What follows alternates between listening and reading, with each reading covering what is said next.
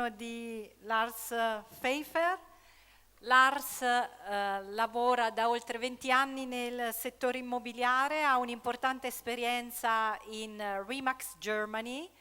Ecco perché io e Lars ci conosciamo da molto tempo. Egli è stato il direttore sviluppo franchising in XP Germany. Lars si è specializzato nelle strategie di sviluppo in diverse realtà immobiliari, sia nazionali che internazionali. Le sue competenze principali sono un'elevata capacità di comunicazione, mentoring, capacità di leadership e un forte spirito imprenditoriale. Lars prende le redini di XP Germany nella seconda metà del 2022 e ha definitivamente rilanciato il paese, devo dire, ottenendo risultati di crescita eccezionali dopo solo pochi mesi di attività. Lars! Thank you. I have a problem because I cannot promote Germany, actually. Not as my colleagues did, because the yields in Germany are actually, they drop down to whatever, but it's less compared to any country we have seen this today. The market dropped down, the transaction numbers about 30%. This is a huge amount.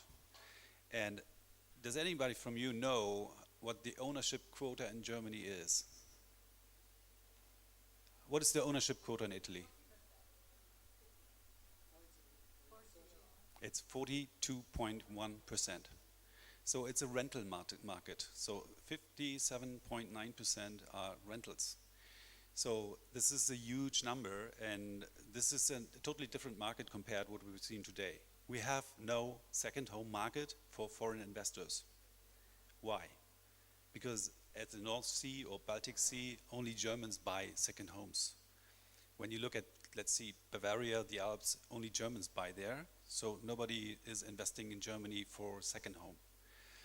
This is one point. The other point is that the foreign investors we had from Scandinavia, from UK, even from China, they all disappeared. The Chinese, they invested in Berlin a lot to get a visa. This was the only aim, to get a visa. But they just disappeared, so we have a huge problem. In the first quarter in 2023, there was zero investment deal. No office deal happened. So all the big commercial companies like Jones Lang LaSalle, Seabury, Richard Ellis, they just, well, they had a problem. We had in 2021, we had transaction of about 220 billion euros, and it dropped down by 30%, which is a huge number. And if it comes to real estate, to the real estate agent market, we have to know that only 50% of the properties are sold via real estate agents, which is also a good message, because 50% is sold from private seller to private buyer. So for us as EXP, it's a huge opportunity and a huge market. So to become an agent, to become a real estate agent in Germany, it's easy. You have to buy a commercial license. Of course, you have to pay for it. It's a German company. It's a German law. It's about 600 to 800 euros, and then you are allowed to sell properties. Imagine this: no license, no education, nothing. You deal with properties, and you're allowed to. I would like to have a license for real estate agents, because then the market gets more professional. I love this carte professionnelle issue in France, which is really amazing, because then you are aware that the agents you are talking to is really professional. So, now I have to find my presentation. Yes, Back. You're right. No, I will find it.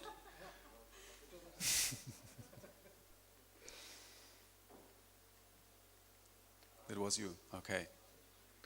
So, I wanted to give you an idea today about who is able to buy in Germany. The answer is very simple: everybody. So, for people from the European Union, there is no issue, no problem, no legislation. This is very easy, everybody can buy. And as in France, you have to pay your taxes in Germany. And this is a tax-orientated country. It is. It simply is. We have no dunya.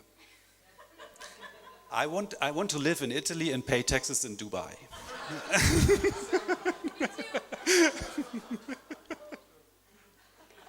That would be best. But it is not. Yeah, so what is and then there are costs you have to pay when you buy a property. This is the next slide. There are notary costs. Every sale has to be signed by a notary. I mean, the agents in Germany make the notaries rich. They get 1% per sale by reading a sales agreement of 10 pages. Not too bad, right? So I'm not a lawyer, unfortunately, and I'm not a notary, unfortunately. So then there is a land register cost of about 0.5%. Then we have a real estate transaction tax, a transfer tax, which is different from region to region in Germany, and it's between 2.1, 2.5 and 6.5%. So you have to pay a tax of 6.5% if you buy a property. And it cannot be financed. Then you have a broker's commission, which is in general 7.14%, including VAT.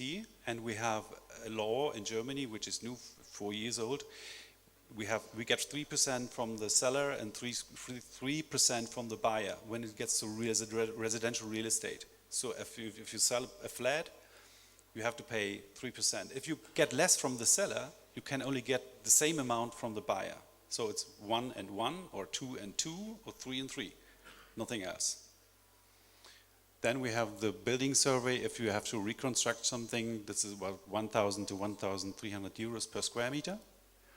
And we have the remediation cost of about 600 to 1,200. The interesting market in Germany is small cap investment, because we have this small ownership quota. That means buildings of 10, 20, 60 flats. This is the residential investment market, and this is really huge. And if you look at a city like Berlin with approximately 4 million citizens or population, they have about 1,800 transactions per year for residential investments, small cap investments. And they are bought from funds, they are bought from insurance companies, they are also bought from international companies, but also from private investors. This is a huge market, but now this figure is very poor. The yields are about 2.5 to 3%. And now you know why I don't compare with my colleagues. It's 1/3 of what they said. So it's, well, and then there are properties where the investors try to gain, a plus in value.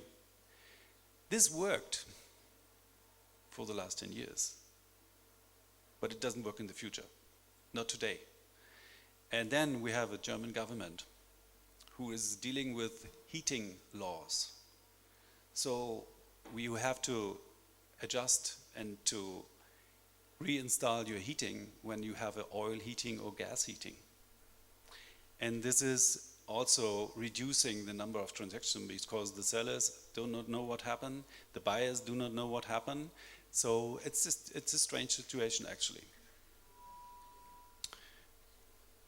And now I changed the presentation a little bit.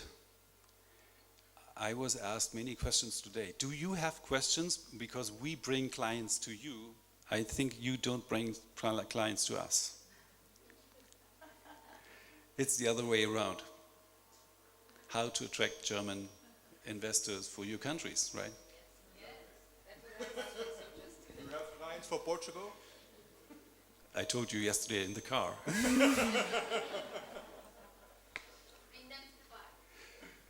This is now my point.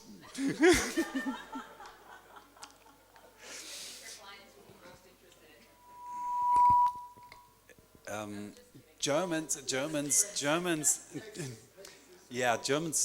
I mean, if they can save taxes, they will do. Germans are risk averse.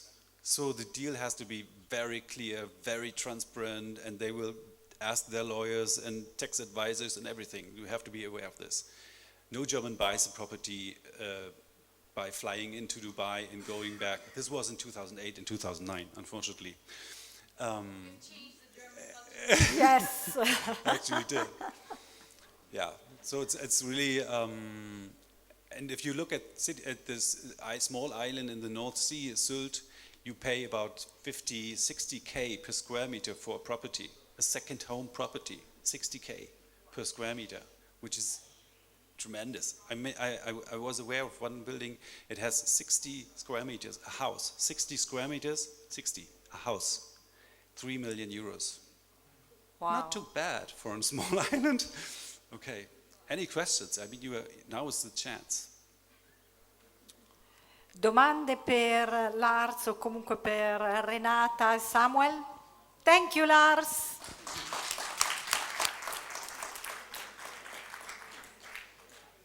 Qualche domanda?